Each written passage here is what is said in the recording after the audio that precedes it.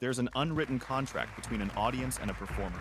We pay for a spectacle, and they agree to flirt with disaster for our amusement. But sometimes disaster doesn't just flirt back. It asks for a second date, and things get messy. This is a cheerful look at those moments when the greatest show on earth became the final curtain call. Let's talk about Tyke. On August Archer Th. Tenjobai Joshisu, Tyke, a Arlene-year-old, Pachen Supap-pound African elephant, decided she was officially done with her career in show business. Performing in Honolulu, she had already been telegraphing her burnout with what activists politely called stress signs. A year prior, she'd rehearsed her resignation by injuring a couple of co-workers. The circus, however, insisted the show must go on. On that fateful Saturday, in front of Suten spectators, something finally snapped. On that fateful Saturday, in front of Suten spectators, something finally snapped. She turned on her trainer, Alan Campbell, and gave him the most brutally honest performance review of his life. The audience, seasoned consumers of choreographed chaos, initially assumed this was just part of the act. The screaming quickly corrected their misconception. Tyke then trampled Campbell, and when a groomer named Dallas Beckwith tried to intervene, she gave him a similarly negative review. The crowd's panic was her cue to exit. She burst through the arena and took her one elephant protest to the streets of Honolulu, causing a slight traffic problem. For 30 minutes, she gave an impromptu tour of downtown, until the police department decided to solve the problem with an overwhelming application of lead. After about Boshalo rounds, Tyke's performance career came to a permanent end, and Campbell did not survive. Beckwith, miraculously, did.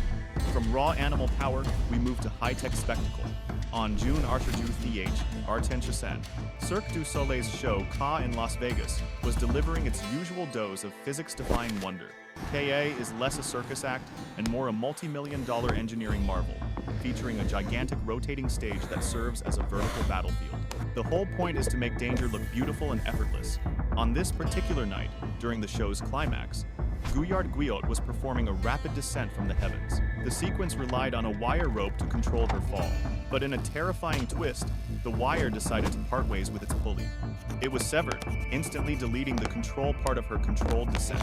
She fell Josher feet, a height from which gravity, the universe's most reliable critic, always gives a fatal review. She struck the edge of the stage before landing in the orchestra pit. The show stopped, the magic vanished, and a performer was gone. It was a tragic reminder that no amount of glitter and stagecraft can completely tame the laws of physics. Now, let's turn back the clock to Tenjabak Losherer and meet the Flying Wallendas, a family who treated the high wire like their living room floor.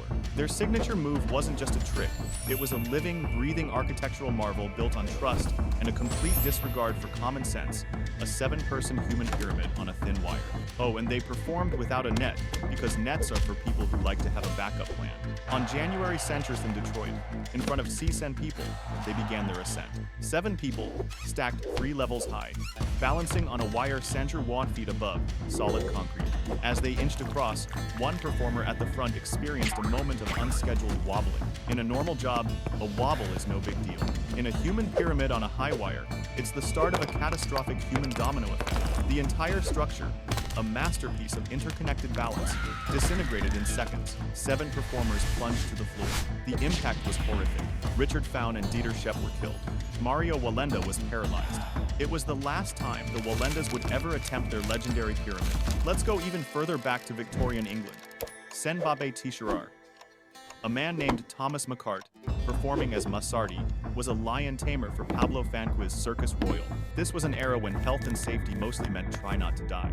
And audiences loved watching a man prove his mastery over nature's perfect killing machines. The training methods were brutal, and the safety measures were, to put it generously, optimistic. The main event of McCarthy's act was simple.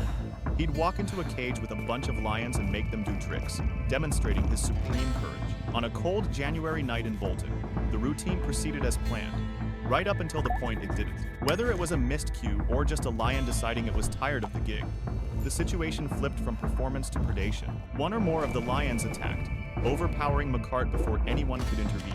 He sustained fatal injuries, providing a very stark, very real demonstration of why you generally shouldn't lock yourself in a cage with lions for a living. The Wallenda name is synonymous with both triumph and tragedy. On March Arsharar NND, 10 Dubai Tisherba, the family patriarch Karl Wallenda was Tisher 10 years old. At an age when most people are perfecting their golf swing, Karl was still walking on glorified clotheslines, hundreds of feet in the air. He planned a walk between two hotel towers in San Juan, Puerto Rico, a sea by whoosh a foot span, Diarsha feet up, and, in classic Wallenda style, no net. This was his refusal to grow old, a statement to the world that he was still the master. The event was being filmed for TV, with hundreds gathered below. The weather was windy, but Karl had faced wind before. He started his walk, balancing pole in hand, moving with the steady confidence of a man who had spent a lifetime cheating death. But as he neared the middle, a strong gust of wind hit. The wind, however, didn't care about his legacy or his experience. It was just wind. For a few agonizing moments, the master fought for balance, but the wire and the wind conspired against him. He lost his grip and fell back Archie feet to the pavement. It was an instantly fatal fall.